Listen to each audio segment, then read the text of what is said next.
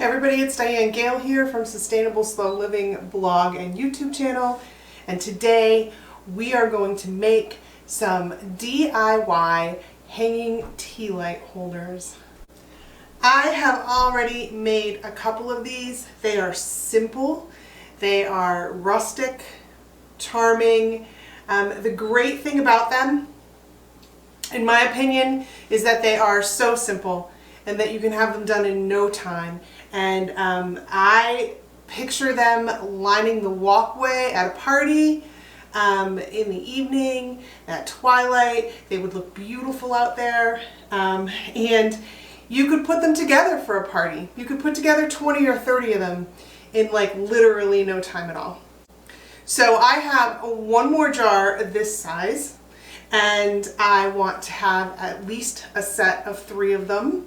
I'm probably going to pick up some other jars and make some more because I'm really picturing these in the tree line behind my camper in North Carolina. So, but today we are going to make one together so that you can see just how easy they are to do and you can make some for yourself. Okay, so first, supplies. It doesn't get more basic than this. You are going to need 6. You are going to need 3 6-foot strands of jute twine. I have those pre-cut for us to start with today. You are going to need 1 half-pint canning jar. And you're going to need a measuring tape. I like to use a flexible sewing measuring tape for this. I think I mentioned in the last project that I did that needed a measuring tape that all my stuff is packed away. So I actually went and tried to kind of peek through it and find the measuring tape, but I was only willing to dig so far because I didn't want to unpack everything. And what I came up with was this paper measuring tape from a sewing kit. So you'll have to bear with me, that's what we're going to use today. And then you'll need a pair of scissors, and you will need a tea light or a votive light, because I'm going to show you how to put a votive in these without it sticking. And that's it. I mean, it's really that simple to do. So I'm going to get the camera and I'm going to bring it down here closer so that you can see, and we will get started. Okay, you guys, I am still always trying to get the hang of this seeing where I'm at in the lens while I do a project. But I'm going to take these 3 6-foot strands of jute twine, and I am going to fold them in half, because the top here is going to be the loop for you to hang your hanging tea light holder from. And all I did for this, the measurements that I'm giving you are a guide. It doesn't have to be perfect. It really doesn't. These are just a guide. So I wanted this to be about 6 inches down from the top. And you're just going to take and you're just going to tie all of them in a knot.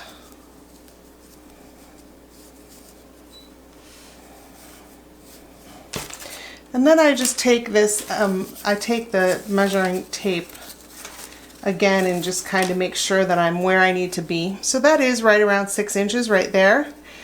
And then once you know that you're where you want to be, you want to tighten up your knot a little bit. And from there, if you just look around the bottom of your knot, you're going to see 2 strings that are right next to one another.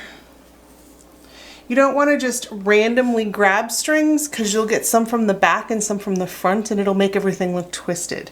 So get 2 that look like they're next to one another. And then you're going to kind of just straighten them out a little. These happen to be very straight, so we didn't have to do much. And then come down about 12 inches.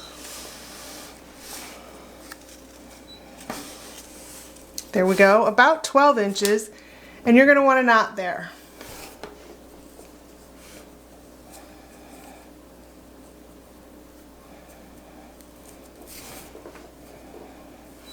And again, go loose, and then just make sure you're in the vicinity of 12. We're kind of a little shy there. So I'll loosen this up a little and move it down, and then that'll be fine. Yes, it is still a guesstimate. And then you're going to want to go back to the top here, and you're going to want to take the next 2 strands, kind of straighten them out a little bit. And this time you can use the knot as your guide for where you're going to tie. So you're going to want to tie right about there.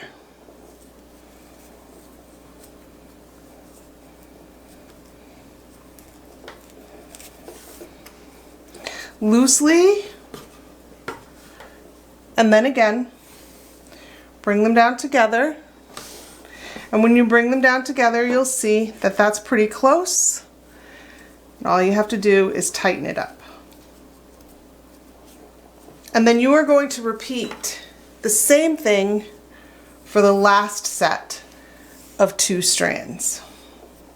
And then there you go. You have 3 knots. This one is a little bit lower, but they're kind of in the same vicinity. And that's what you're after. This is a lot easier to do if you anchor the top of this to something. Like if you have a hook on a wall that you can hang it on, or a clipboard that has a tight clip on the top that you can clip it on, or anything like that. Even if you have something heavy that you can set on it, that you can anchor it, it helps a lot. I don't really have a space to do that in right now, so we're kind of going at it this way. So the next thing that you're going to want to do is you're going to want to get 2 strands of 2 that are next to one another. And you're going to want to get the strands straightened out and get the 2 inside strands together. And then you're going to want to measure down from those knots. Woohoo, I'm having a little trouble. You're going to want to measure down from those knots about 1.5 inches, like 1.5 inches to 2 inches. It's not much space at all, really. And you're going to want to tie a knot there.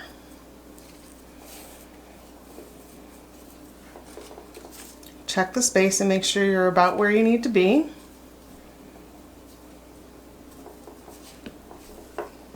And tighten it up. And now you've got those 2.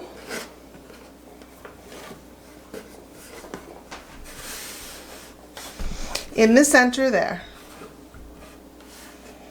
And you're going to want to go to the next strand. Make sure that you're not all twisted up. And you're going to want to take and lay it out next to it, and then take these 2 right here. I don't know if you can see that or not. These 2.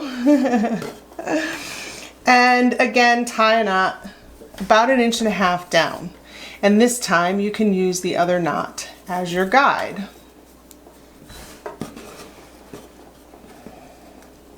Go loose and tighten it up.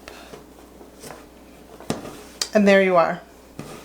Right? So now you have 2 knots, 2 strands. Pick these knots up out of the way. Take these 2 strands, and again, go about 1.5 inches down and tie another knot. Now, we are going to do the same thing again. We're going to take, well, I guess we'll do it over here.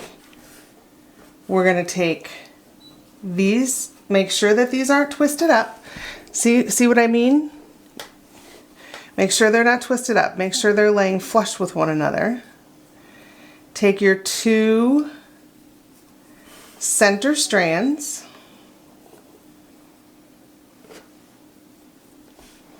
come down about 1.5 inches and tie another knot. Make sure that you're at about 1.5 inches and make it tight.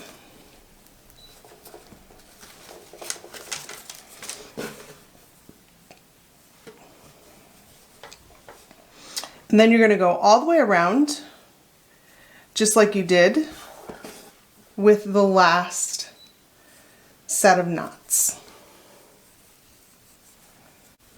And then you have actually, even though you may not realize it by looking at this, you have actually woven the basket kind of look that hangs around the outside of the canning jar. And then you want to take your bottom here, your 3 knots at the bottom, and you want to go about 1.5 inches down from those. And you want to cut, or you don't want to cut, you want to take and make a knot with all of the strands there. And that's going to be the bottom of your tea light holder. Once you have it where you want it, make it tight. So if you go to your top 3 knots here, you'll be able to kind of open them up so that you can see like the mouth of that net. And then you're going to want to take your canning jar and you're going to want to set it down in there so that that knot is kind of on the bottom, and flip it over and you'll be able to hang it. And then once you've taken that someplace and you've hung it, you'll be able to just kind of fidget with the jar until you get it so that it hangs straight. And you guys, that's all there is to it. It really is that easy. They go together so quick. And you can make them at different heights. And this one is a little twisted up. Ah, there we go. You can make them at different heights and hang them at different heights. I actually want to take a piece of wood and put a hanger on the top of the piece of wood so that I can hang the piece of wood, and then hang 3 of these from that piece of wood with little cup hooks at different heights. I think it'd be gorgeous. And then I also, like I said, I picture them going down a walkway along the edge of the woods, hanging from the trees. When you're making them different heights, remember that you don't want your flame to be too close to your string. With a tea light, that shouldn't be a problem because of how low the tea light sits in there. You can just drop that in there and then it sits in there very low, and it really wouldn't be an issue for burning. But you can put a votive in them too. And this is what I would tell you, the secret to keeping a votive from sticking to a candle jar, any candle jar. I do this with all my votive holders because I hate trying to clean them out later. And the secret is to take a little bit of oil, just a little drop of oil, maybe dime size, maybe not even, and put it in the jar before you put the votive in there. And then when you put the votive in there, that oil will spread out underneath the wax, and it will always spread with the wax as the wax melts. And then when the candle is spent, like done, ready to be taken out, you'll be able to just swipe it right out of there. So you can do this with tea lights, you can do this with votives, you can hang these indoors or out. They look great along a porch. You can hang them off trees, you can hang them off, hangers on your porch, cup hooks and stuff like that on your porch. You can put a strand of wire down a walkway and hang them going down a walkway. They're just a great, simple accent lighting, something out there to make you smile. Perfect for a party, especially something that is, casual or even elegant, but has that kind of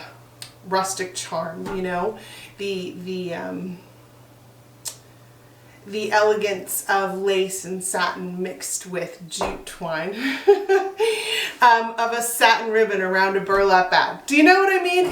They're very versatile. They're really wonderful.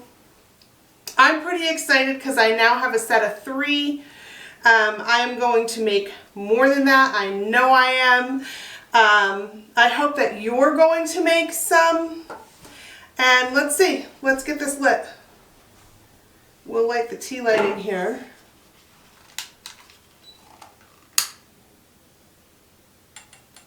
I know that you're probably not going to be able to really see that well because I have those bright lights on. But there it is, you guys. It's adorable. They are particularly adorable. I can't get that to sit straight because I can't fidget with it. They are particularly adorable in the dark. They really are. So I hope that you are going to make yourself some. And I am so glad that you joined me here today. And we're going to get together again really soon.